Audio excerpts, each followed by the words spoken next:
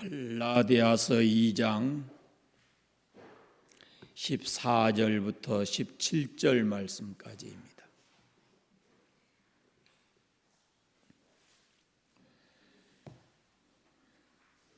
갈라디아서 2장 14절부터 17절까지 같이 읽겠습니다. 그러므로 나는 그들이 복음 진리를 따라 바르게 행하지 아니함을 보고 모든 자 앞에서 게바에게 이르되 네가 유대인으로서 이방인을 따르고 유대인답게 살지 아니하면서 어찌하여 억지로 이방인을 유대인답게 살게 하려느냐 하였노라. 우리는 본래 유대인이요 이방 죄인이 아니로되 사람이 의롭게 되는 것은 율법의 행위로 말미암음이 아니요 오직 예수 그리스도를 믿음으로 말미암은 줄을 알므로 우리도 그리스도 예수를 믿나니 이는 우리가 율법의 행위로서가 아니고 그리스도를 믿음으로써 의롭다함을 얻으려 함이라. 율법의 행위로서는 의롭다함을 얻을 육체가 없느니라. 만일 우리가 그리스도 안에서 의롭게 되려 하다가 죄인으로 드러나면 그리스도께서 죄를 짓게 하는 자냐? 결코 그럴 수 없느니라. 아멘.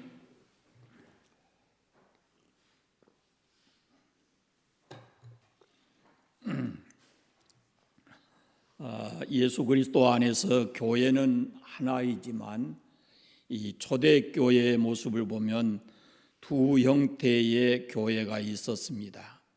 하나는 지역적으로 문화와 전통적으로 유대 사람들을 중심으로 한 예루살렘을 중심으로 한 유대인의 교회가 있고 안디옥이라고 하는 것을 중심으로 해서 이방의 교회가 있었습니다. 이 유대 사람들의 교회에서는 그들의 전승과 문화 안에서 예배를 드렸어요. 할례도 받고 그리고 율법도 지키고 안식일도 지켰습니다.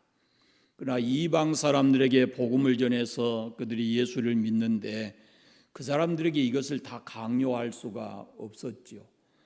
그래서 사도행전 15장에서 우리가 말씀을 살펴볼 수 있지만 더러운 우상의 더러운 것과 목매어 죽인 것과 음행과 피를 멀리하라 이렇게 얘기를 해요. 이방에서 예수 믿는 사람들은 적어도 이것만큼은 지켜야 된다라고 하는 겁니다. 우상을 섬기는 일과 그에 따르는 모든 종교적인 행사에 가담하지 말라라는 거예요. 할례를 받지 않고 예수 믿어도 되고 율법을 지키지 않아도 되고 그리고 안식일과 상관이 없어도 주일을 지키면 된다 이렇게 얘기를 결정을 했어요. 그런데 우리가 앞에서 보았듯이 예루살렘 교회에만 있었으면 문제가 생기지 않았을 것인데 그 예루살렘 교회의 중심이었던 이 베드로가 이방 교회인 안디옥을 방문하게 됐고 이방 사람들의 집에 들어가서 그곳에서 한 자리에 이방 사람들과 같이 한 자리에서 음식을 나누게 됐습니다. 그러니까 이방 교회, 예루살렘 교회, 유대 교회가 이방 교회 안에 지금 온 것이에요. 그런데 문제가 생겼어요. 이게 이방 사람의 집에 앉아서 함께 음식을 먹다가 뒤늦게 예루살렘에서 온 이 사람들을 유대 사람들이 나타나니까 이 베드로가 황급히 그 자리에서 일어나고 떠난 거예요. 식사 자리가 우습게 되어버렸죠. 베드로의 입장에서 보면 유대 사람으로서 유대인답게 살지도 못했고 또 이방 사람들에게 제대로 그 선교에 대해서 문제점을 남기고 말았어요. 그래서 바울이 이를 두고 베드로를 엄하게 책망했다. 그의 외식함에 대해서 엄하게 책망했다 그럽니다. 그 자리에 바나바도 있었고 또 이방 사람들이 있었는데 그들도 그 위선에 빠지게 됐다라는 그런 말씀입니다. 자, 교회는 예수 그리스도 안에서 하나입니다. 하나이지만 우리 한국 교회를 보더라도 교회는 예수 그리스도 안에서 하나지만은 교회마다 그 스타일이 있어요. 이 교회의 스타일이 다르고 저 교회의 스타일이 다릅니다. 예를 들어서 어떤 교회는 막 박수치고 통성으로 기도하고 복음성가도 부르고 그렇게 하는 스타일의 교회가 있어요. 그러나 어떤 교회는 조용한 교회가 있습니다. 여러 가지 스타일의 교회가 있습니다. 그런데 문제는 어떤 스타일이 나와 맞느냐, 내 체질에 맞느냐라는 것이 중요한 거예요. 내 체질에 안 맞다 그래서 내 성격에 안 맞고 그래서 그 스타일이 나쁘다고 비판해서는 안 되는 겁니다. 혹시 내가 이 교회 갔는데 그 교회 스타일이 내하고 안 맞으면 다른 교회 찾아가면 되는 거예요. 내 스타일에 맞는 교회. 예를 들어 우리 한국 교회를 한번 생각해 보세요. 장로교회 전통하고 성결교나 감리교, 순복음 이런 교단들이 그 예배의 스타일이 달라요. 무엇을 강조하고 있는지를 그것을 보셔야 되거든요. 그러면 내가 장로교회 갔더니 그게 안 맞는다 그러면은 다른 교단 찾아가면 되는 거예요. 내 스타일에 맞는. 음식으로 한번 여러분 생각해 보세요. 한식도 있고 양식도 있고 일식도 있고 중식도 있고 내 입맛에 맞는 거 골라서 먹는 거거든요. 그렇다고 해서 남이 먹는 음식이 나쁘다고 말할 수 있는 것은 아니잖아요. 내 것이 좋다고 해서도 안 되는 것이고, 그러니까 메뉴는 달라도 그 음식을 먹는 근본의 목적은 뭐냐면은 건강을 위해서 먹는 것입니다. 그것만 다르지 않으면 돼요. 교회는 하나지만 교회마다 스타일이 다를 수 있다. 이것을 인정해야 되는 겁니다. 교회는 하나입니다. 그리고 그 교회에서 전하는 복음은 하나여야 합니다. 각각 다른 스타일의 교회일지라도 그 교회 안에서 전해지는 복음이 다르면 안 되는 겁니다. 만약에 그 복음이 다르면 그것은 곧 교리적으로 이단이 될 수도 있고 그렇기 때문에 절대로 그 부분에 있어서는 양보해서는 안 되는 것이죠. 교회 안에서 교회 안에 많은 문제가 있을 수 있어요. 고린도 교회처럼. 그러나 교회 안에 가장 중요한 문제가 뭐냐면은 구원의 복음입니다. 구원의 복음. 그럼 구원을 어디서 오느냐라는 것을 생각해 보면 구원은 로마서나 갈라디아서에 보면은 구원이라는 것은 의롭다는 문제예요. 이것이 구원이에요. 이 부분을 함께 놓고 한번 생각을 해보시면 의인은 믿음에서 온다 이렇게 말씀을 해요. 아브라함이 여호와를 믿으니 하나님을 믿으니 이를 그의 의로 여기셨다라고 말씀해요. 율법을 통해서 의롭게 되는 것이 아니에요. 율법으로 의롭다함을 얻은 사람은 아무도 없어요.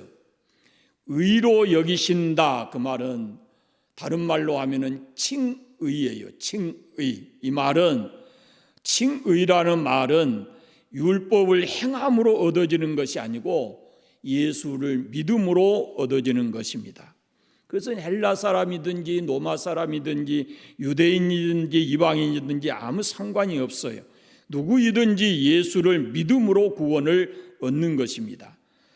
나의 의를 앞세우는 것은 그것은 곧 십자가를 모독하는 거예요. 십자가가 필요 없다, 예수님이 필요 없다 그러면서 스스로 선을 행해서 의롭게 되려고 하는 것은 그것은 하나님 앞에서 더 큰 죄를 짓는 것입니다.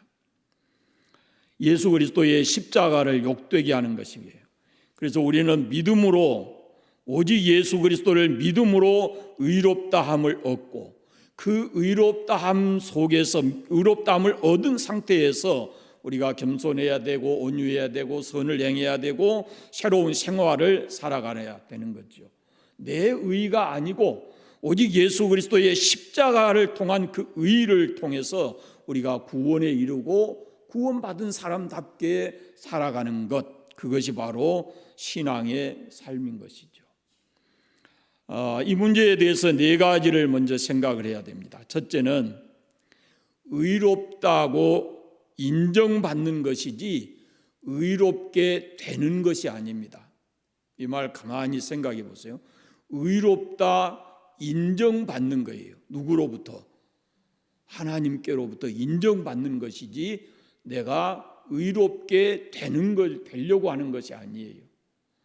우리는 어떤 방법으로든지 의롭게 될 수가 없어요. 두 번째는 의롭다 인정받는 것은 율법을 행함으로써가 아니고 예수 그리스도를 믿음으로써 의롭다 인정을 받는 거예요. 세 번째는 나에게는 의가 없어요. 내 의를 앞세우는 동안에 예수 그리스도의 십자가는 사라지고, 그리고 나는 스스로 어떤 행위를 해도 하나님 앞에서 털끝만큼도 죄가 사해지질 않아요. 네 번째는 예수를 믿는 믿음과 그 긍휼과 그 사랑에 대해서 우리는 감사함으로 살아가야 하는 것입니다. 이것이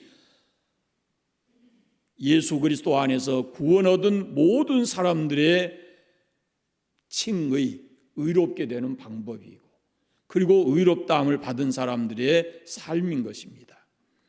자기 의로서 하나님 앞에 나아갈 수 있는 사람은 없습니다. 스스로 의롭게 되려고 하다 보면은 있어서는 안 될 두 가지의 결과를 초래하게 되는데, 첫째는 의를 이루었다고 교만해하거나 의를 이루지 못했다고 절망하게 될 수 있습니다. 만약에 율법을 행함으로써 우리가 의롭다 이렇게 인정을 받는다면, 내가 다른 사람보다 더 의롭지 못하면 그것은 절망하게 되고, 내가 다른 사람보다 더 의롭다, 더 율법적으로 산다 이렇게 되면은 그것은 교만하기 쉽다라는 거죠. 또 하나는 다른 사람을 비판하게 됩니다. 내가 저 사람보다 조금 더 율법적으로 살고 의롭게 되었다라고 생각할 때 다른 사람들을 멸시할 수 있고 비판할 수가 있어요. 그래서 너보다 내가 낫다, 내가 너보다 더 의롭다 이렇게 하면서 교만할 수가 있다라는 겁니다. 한 가지 예를 들어서 이렇게 얘기할 수 있어요. 예수 믿는 사람은 술, 담배를 해요, 안 해요? 그런데 때로는 그걸 아직까지도 절제하지 못한 사람들이 있잖아요. 그럼 나는 술, 담배를 하지 않는다, 너는 술, 담배를 한다. 그러면은 술, 담배를 안 하는 사람이 술, 담배 하는 사람을 정죄하고 비판할 수가 있죠. 극성스러운 사람들은 스스로 하나님에 대해서 그들을 심판합니다. 술, 담배도 끊지 못하면서 그래가지고 교회에서 뭘 하겠다고 이렇게 말할 수도 있어요. 그러니까 이건 굉장히 잘못된 신앙이거든요. 궁극적으로 한번 생각해 보세요, 여러분. 술, 담배 안 한 사람이 천국 갑니까? 술, 담배 한 사람은 천국 못 가고? 무엇이 맞는 거예요? 술, 담배 한 사람 천국 못 가요? 술, 담배 한 사람 천국 가요? 대답 좀 해봐요. 제가 술, 담배를 해도 된다고 말씀드린 게 아니에요. 천국 가고 우리가 궁극적으로 하나님 앞에 의롭게 되는 것은 예수를 믿음으로 되는 것이지, 그걸 하냐 안 하느냐에 우리의 구원의 문제가 달린 건 아니에요. 그건 우리가 당연히 예수 믿고 의롭게 되었으면 도덕적으로 그것을 절제할 수 있고 금해야 되는 것이죠. 다른 사람에게 본이 될 수 있도록 그렇게 살아가야 되는 것이지, 그것이 궁극적으로 우리의 칭의의 문제와는 관계가 없다라는 그런 말씀입니다. 자, 오늘 본문에 돌아가서 말씀을 드리겠습니다. 첫째 16절 전반부에 보시면 사람이 의롭게 되는 것은 율법의 행위로 말미암음이 아니요 그랬습니다. 절대로 그렇게 될 수가 없어요. 율법의 행위로 의롭게 될 수 없다라는 거예요. 두 번째, 그 뒤에 있는 말씀입니다. 우리도 그리스도 예수를 믿나니 이는 우리가 율법의 행위로서가 아니고 그리스도를 믿음으로써 의롭다함을 얻으려 함이라 그랬습니다. 사람이 율법으로 말미암아 절대로 의롭게 될 수 없고 오직 예수 그리스도를 믿음으로 예수의 의를 힘입어서 우리가 의롭게 된다. 의롭다고 칭함을 입게 된다라는 말씀입니다. 그리고 셋째 16절 후반절 보세요. 율법의 행위로서는 의롭다함을 얻을 육체가 없느니라. 이 세상의 모든 사람을 다 포괄해서 하는 말씀이에요. 이것이 율법으로는 누구든지 하나님 앞에서 의롭다고 인정받을 수가 없다라는 겁니다. 이것이 이 갈라디아서의 대강령이에요.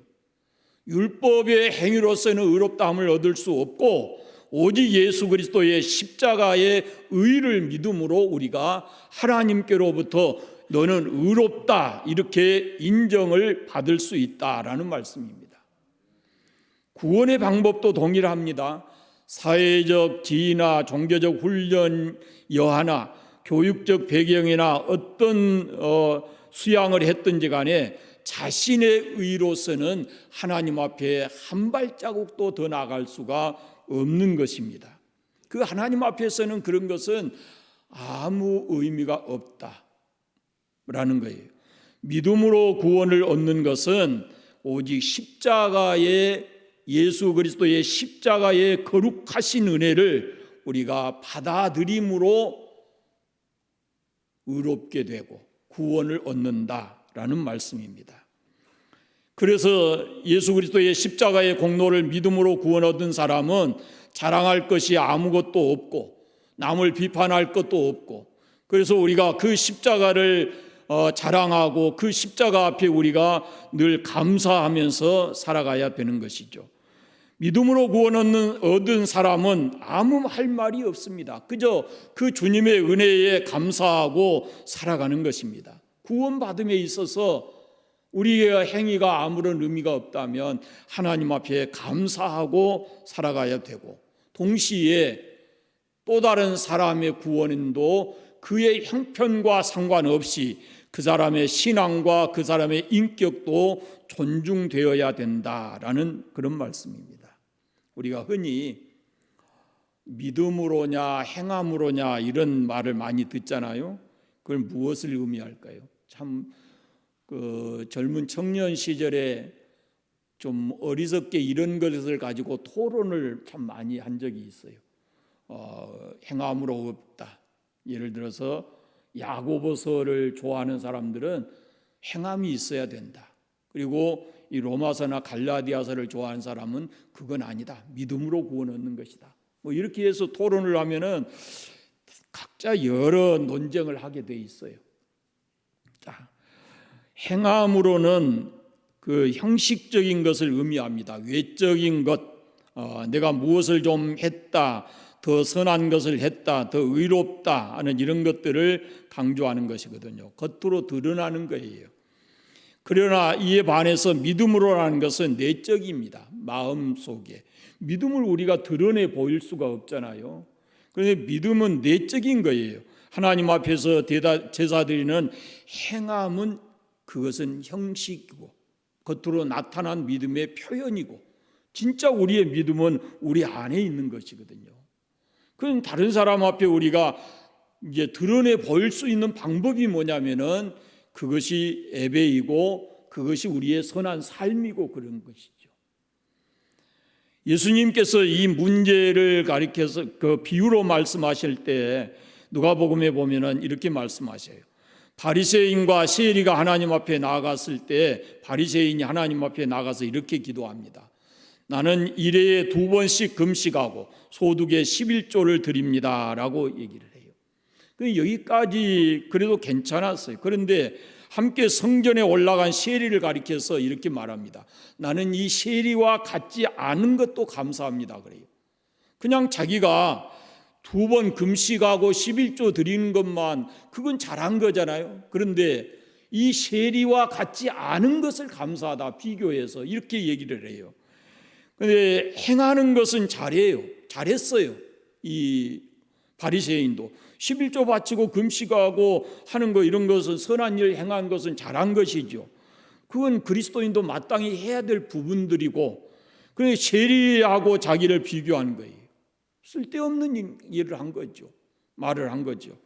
세리는 죄인이었습니다. 죄인으로서 하나님 앞에 무릎을 꿇었어요. 고개 들지 못하고 그가 이렇게 말합니다. 주여 나는 죄인으로서이다 하면서 통회합니다.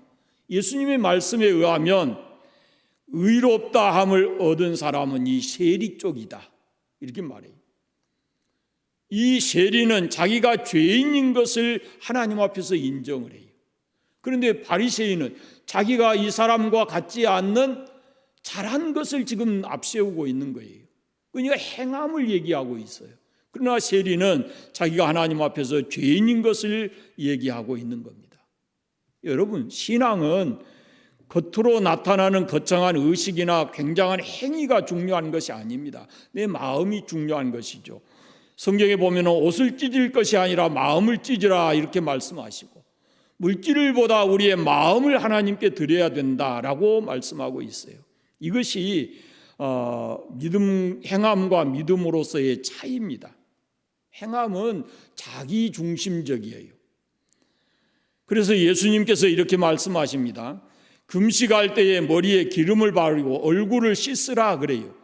구제할 때 나팔 불지 마라. 오른손이 하는 거 왼손이 모르게 해라. 이렇게 가르칩니다. 오른손이 하는 것 왼손이 모르게 하면 그것이 바로 믿음으로 하는 것이다 라고 말씀을 하는 거죠. 하나님과 나만이 아는 것, 그것이 바로 믿음이죠. 믿음으로는 자기 중심적인 것이 아닙니다. 믿음은 하나님의 의를 내가 그것을 받아들이는 것이, 그것이 믿음입니다. 하나님이 이미 우리를 위해서 이루어 놓으신 모든 것들을 내가 믿음으로 받아들이면 하나님은 그 받아들이는 믿음을 가리켜서 의롭다 이렇게 인정하신다라는 겁니다. 제가 신학을 공부할 때 보면은 신학에서는 이것이 굉장히 중요한 부분이에요. justification 해가지고 하나님 앞에 의롭게 되는 것, 이것을 굉장히 중요한 주제로 다루거든요. 우리 개혁교회가, 언젠가 제가 한번 말씀드리겠지만 개혁교회가 바로 이 부분의 핵심이거든요. 핵심. 그래서 루터나 칼빈이나 그런 사람들이 이 부분에서 이렇게 종교 개혁을 시작하는 것입니다. 바울이 로마서에서 이렇게 말합니다. 아브라함이 하나님을 믿음에 이것이 그에게 의로 여기심 바 되었다라고 말하고, 하박국에서도 의인은 믿음으로 말미암아 살리라 이렇게 말씀을 해요. 바울은 이 두 구절이 매우 중요하게 생각을 해요. 그래서 창세기와 하박국에 있는 말씀을 로마서에 끌고 와서 하나님 앞에 우리가 의롭게 되는 것은 율법을 행함으로써가 아니라 하나님의 행하신 그 모든 것을 믿음으로 받아들일 때 우리가 의롭게 되는 것이다 라고 말씀을 합니다. 그러면 우리가 행해야 될 그 율법에 대해서 한번 생각을 해보겠습니다. 율법을 어떻게 해석하겠는가? 좀 중요하고 복잡한 문제지만은 누구를 위해서, 무엇을 위해서 이 율법이 만들어졌느냐라는 겁니다.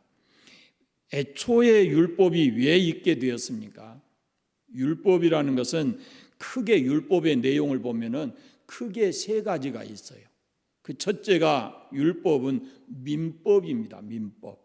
그래서 율법 출애굽기나 민수기서에 보면은 민법에 관한 조항들이 굉장히 많이 나와요. 예를 들어서 빚은 이렇게 갚아라. 사람을 때리면은 이렇게 처벌을 해라. 이런 경우는 이렇게 해라라고 가르치는 것이 출애굽기나 민수기나 이런 데 많이 나와 있거든요. 그것이 율법이에요. 그러니까 이런 경우는 이렇게 하고 저런 경우는 저렇게 해야 된다라고 그것을 법제화 시켜놓은 것이 율법이에요. 그 다음에 또 하나는 제사법입니다.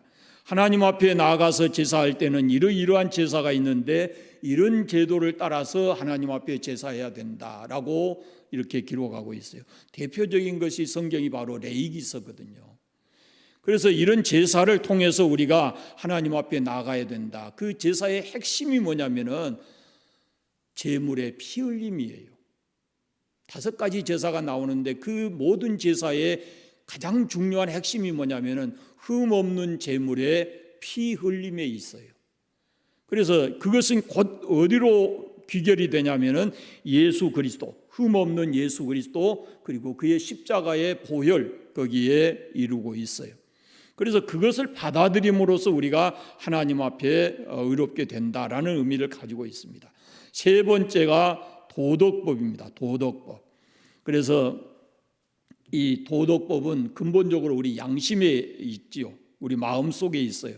그래서 그것을 잘 지켜지지 않기 때문에 그걸 법으로 이렇게 만들어서 이렇게 하는 겁니다. 그래서 이 율법은 이게 구원의 조건이 아니에요. 율법을 행하는 것이 구원의 조건이 아니고 그것은 우리가 하나님의 사람들로서 율법을 지켜서가 아니고 하나님의 사람으로서 율법을 이렇게 잘 행하고 살아야 된다. 무엇 때문에? 하나님의 백성으로서 질서를 지키고 그리고 건강을 위해서 행복을 위해서 이런 사회적 관계를 맺고 살아가야 된다라는 것을 율법에 다 이렇게 기록하고 있는 겁니다. 여러분, 안식일이 사람을 위해서 있습니까? 사람이 안식일을 위해서 있습니까? 안식일이 사람을 위해서 있는 겁니까? 사람이 안식일을 위해서 있는 겁니까? 안식일이 사람을 위해서 있습니다. 그럼 하나님께서 사람을 위해서 율법을 주셨습니까? 율법을 위해서 사람이 난 것입니까? 두 가지 중에 하나인데 그것도 어렵습니까? 사람을 위해서 안식일이 있습니다. 사람을 위해서 율법이 있습니다. 우리가 잘 살고 우리가 행복하고 우리가 복받고 우리가 질서 있게 평안하게 살도록 주신 것이 뭐냐면 그것이 율법입니다.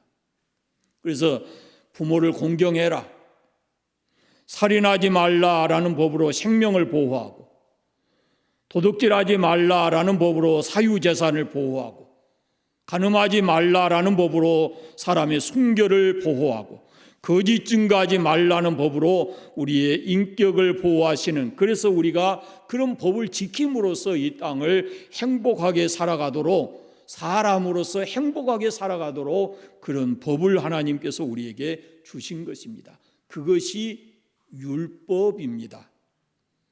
생각해 보세요. 이스라엘 민족을 언제 율법을 주셨나 생각해 보세요. 애굽에서 하나님의 백성 이스라엘을 건져내 와서 광야에 있는 동안에 하나님께서 시내산을 통해서 이 율법을 주셨어요. 그냥 구원 얻은 백성들이 이 하나님이 주신 법을 지킴으로 이 땅에서 행복하게 살아가도록 하기 위해서 주신 법이, 그것이 바로 율법인 것입니다. 그런 행복하게 살아가기 위해서는 민법에 관한 부분도 지켜야 되고, 특별히 하나님 앞에 나가서 제사 드리는 법, 오늘날로 말하면은 예배하는 법, 이런 것도 지켜야 되고, 도덕, 사람과 사람 사이에 있어야 할 도덕법도 지켜야 된다라고 말씀을 하고 있습니다. 그러므로 우리는 마땅히 우리를 위해서 주신, 하나님께서 우리를 사랑해서 주신 그 율법을 받아야 되고, 그 율법을 마음으로 그리고 우리의 생활로 지켜가야 하는 것입니다. 율법이 지금 우리와 무관한 게 아니고, 율법은 구원 얻은 우리가 하나님의 백성으로서 율법을 지키면서 살아가야 된다라는 겁니다. 예수님께서는 이 율법에 대한 재해석을 복음서에서 분명하게 하셨어요. 그런데 이것을 지킴으로 인해서 하나님 앞에 나아가려고 하는, 하나님 앞에 의롭다고 인정받으려고 하는 그 사람들이 예수님이 이 땅에 계실 때도 그런 사람들과 예수님이 충돌한 것이죠. 그 사람들의 대표적인 사람들이 바리새인, 사두개인 이런 사람들이에요. 자기들도 다 지키지 못하면서 그렇게 지켜가지고 다른 사람보다 조금 더 지켰다고 그래서 하나님 앞에서 우리가 더 의롭다 이렇게 생각을 한 거예요. 지금 바리새인이 세리를 향해서 그런 모습이거든요. 그런데 예수님은 그게 아니라는 겁니다. 율법은 그걸 위해서 주신 것이 아니라는 거예요. 그래서 율법에 대한 예수님이 재해석을 분명하게 해 놓으셨습니다. 율법은 그리스도 안에서 쉽게 얘기하면은 구원의 문제와 상관없이 율법은 끝났어요. 예를 들어서 서기관과 바리새인이나 사두개인들 이런 사람들은 율법을 행함으로 구원 얻는다 이렇게 얘기를 하지만 그러나 예수님이 오셔서 이 율법은 그런 용도가 아니다라는 것을 분명하게 하셨거든요. 율법은 이방 사람들이나 유대인에게나 똑같습니다. 유대인들은 이 율법을 지킴으로 구원 얻는다고 강조하고 있지만 바울도 예수님에게서 그 가르침을 받은 그런 사람들조차도 이 율법을 너무 지나치게 강조하는 사람들이 있어요. 그러나 율법은 그런 의미가 아닙니다. 우리가 예수 믿음으로 구원 얻고 예수를 믿음으로 우리가 의롭게 되고 그런 사람에게는 율법을 행함으로 구원 얻는 것이 아니고 그런 사람은 율법을 예수 믿는 사람으로서 지키며 살아가는 것, 그것이 그리스도인의 행동입니다. 결론은 이렇습니다. 유대 사람들이 주장하는 율법이라는 것은 그들의 특수한 문화, 어떤 문화의 형태이지 그것을 가지고 구원과 연관시켜서는 안 된다라는 것입니다. 구원의 근본 정신은 바로 믿음으로 구원 얻는 것이고 그것은 예수 그리스도의 십자가의 공로를 의지함으로 믿음으로 우리가 구원 얻는다라는 것입니다. 잘 살아야죠. 우리가 이미 구원 받았으니까. 조금 우리가 살면서 좀 실수할 수도 있고 또 죄를 지을 수도 있지만 그럼에도 불구하고 그때마다 예수 그리스도의 십자가를 붙들고 다시 우리의 구원의 문제에 이걸 확인하고 새롭게 살아가는 그런 삶이 되시기를 바랍니다. 기도하겠습니다. 감사합니다. 하나님 아버지.